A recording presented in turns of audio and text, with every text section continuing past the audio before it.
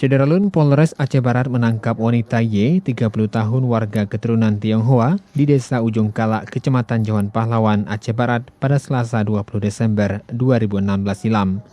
Penangkapan wanita tersebut karena kedapatan menjual minuman keras berbagai merek yang diduga akan diperjualbelikan untuk menyambut tahun baru di wilayah itu.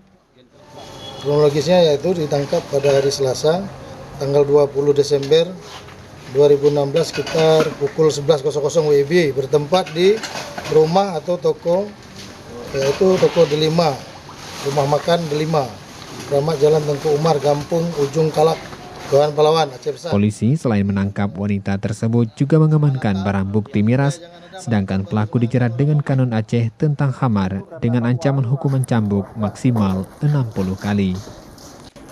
Dari Melabuh, Rizwan, Serambi On TV.